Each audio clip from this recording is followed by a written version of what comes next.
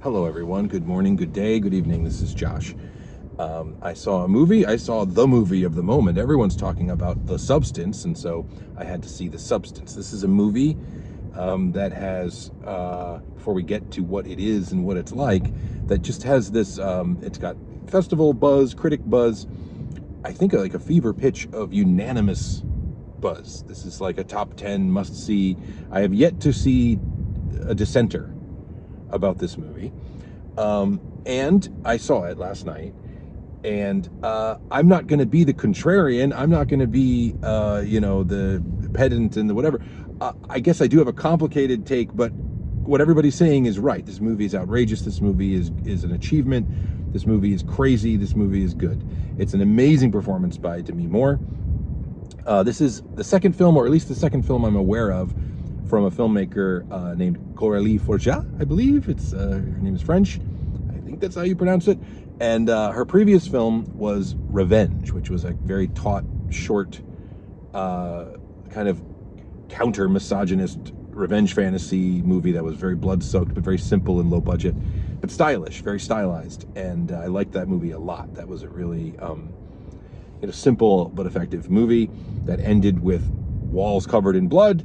And this is a theme to which this filmmaker has now returned in The Substance. So yeah, I have complicated thoughts about this movie that really can't be discussed without spoilers. So as usual, I will probably follow up, and I'm going to talk about that a little bit at the end about how I'm going to follow up.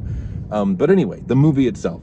Again, I'm not trying to be a dissenter. I'm not trying to be a hater. I like this movie. This movie is incredible. This movie is a wild ride. If you're going to see it, if you can stomach it, see it in a theater and with a lot of other people. And hopefully you won't be the ones who walked out of the screening I was at, because this movie gets really gross. So as I said, Revenge was a gorgeously shot and made, but kind of simple and lower budget genre movie. And this movie's kind of like what happens when a new director gets buzz, and this might be a blank check situation, because now we've got a bigger canvas, a bigger budget, and we've got prosthetics and makeup and bigger actors and all these kind of things happening in The Substance. Essentially, Demi Moore plays a aging star, famous person. It's very vague. I'm not saying it's one of my issues. It's just one of the things about this movie is that the details of the universe are extremely vague, even though they're in your face the whole time. They're still vague, meaning she's some kind of a star. She's very, very famous. She has a star on the Hollywood Walk of Fame. She's won an Oscar, but she also hosts an exercise show. So, I guess I can immediately think of one real life famous person who is like that, but it doesn't feel like this is a Jane Fonda coded character. Those are details that line up. I don't think it has anything to do with Jane Fonda, but on an unnamed television network, Demi Moore is the aging star of a popular workout show.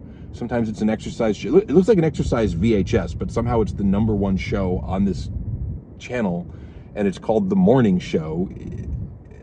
Again, this is the stuff where this movie is clearly a fable, and it goes to crazy places, and I'm probably getting too hung up on the details. But Dennis Quaid is an executive who is looking to get rid of the old and bring in the new. He wants to hire someone young and hot to replace Demi Moore's character. Elizabeth Sparkle, by the way, is her name.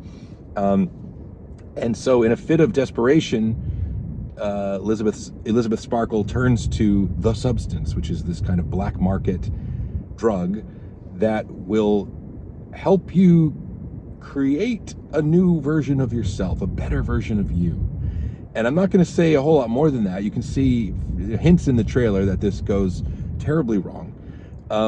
There's lots of details. There's verisimilitudinous details in how this procedure works. And so there's believable, just enough amount of believable procedure and science to how it works.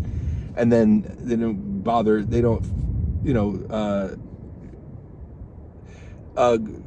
gratefully, appropriately, they don't get caught up in those rules and those laws. And you probably shouldn't ask too many questions about them, because again, this is a fable.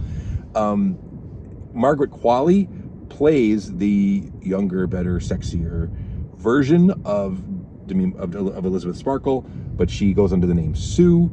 And again, I don't want to spoil too much of how this all works, but essentially only one of them can be out in public at a time. And so that begins this tale of woe and blood and guts, and some really horrific things happen.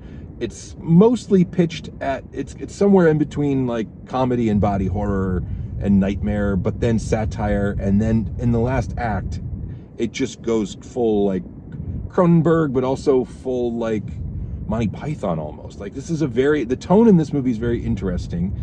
The screenplay, I guess, won some kind of a festival award, and it is that's interesting to me because this is a very, I don't know, I guess what I struggle with the movie, as a visceral entertainment, as an experience of watching a movie, it is insane and it is good and it is a wild ride in a year full of crazy wild rides with Strange Darling and Love Lies Bleeding and Maxine and so many, Lisa Frankenstein. Was that this year or last year? I don't even remember at this point, but there's been so many crazy rides of like demented bloody movies, and here's a corker to top them all.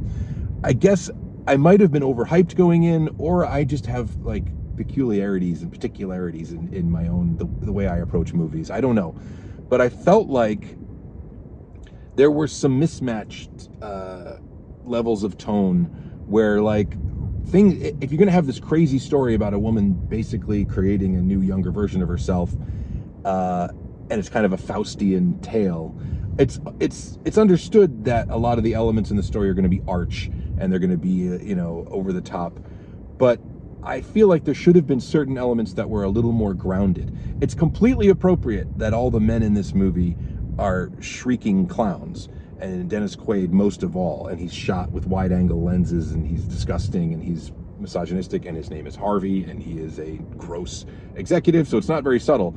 But I did feel like he was too over the top. Not that I wanted him to be nuanced or I wanted to sympathize with him. No, it's obvious what his role is in this whole allegory, or I guess it's a tale. It's not really an allegory. It is what it is. It means what it means. It's very much text, not subtext. But hi, how you doing, neighbor? I just felt like all of the men in this movie were, again, appropriate that they would be idiots and clowns and nasty, but they didn't seem to exist in the same reality that the main character exists in. So, and then by the time you get to the ending, which I won't even tease a spoiler of, the things that are happening are so over the top that it didn't take me out of the story. It changed the way I engage with the movie at a certain point. I'll get into that more when I talk spoilers. This movie's cool and weird and crazy and great, and you should see it. I would love to have a more complicated conversation about it, and maybe we'll do that. But highly recommended. Another crazy movie in a crazy year. But here's what I want to say in closing. For those who don't know, because I don't think I've talked about it here on YouTube yet, I have a new podcast feed, and I'll put the link in the description here. I am increasingly, I'm playing with the way that I do things and make content, and I've wanted to revive my podcast feed for some time. So I have I'm just calling it Struth Radio Podcast for now, because that's kind of like an overall banner to put a bunch of stuff. I'm putting audio from these reviews on there. I'm putting some extra stuff. I have some ideas for actual podcast episodes that will go there. And you can still see all of my content first, and some of it exclusively at patreon.com. That's where you can support. I might make another video laying all this out more, but I wanted to mention all these things there. Patreon is the place to support, and now there is a podcast feed where if you'd rather consume these reviews as audio, and I think that the spoiler discussions and things like that moving forward are probably going to be over there. They may not be videos anymore. We'll see. I don't know. You can let me know what you think about that, how you feel about it, and I'll release more specific details about what can be found where and how Patreon's going to work. I'm still sorting a lot of that out. But thank you for your time. It's been so much fun talking to you about movies, and they can't get crazier than this, right? Right? We'll see. I don't know. Thanks for watching. I'll talk to you again very soon. Josh out.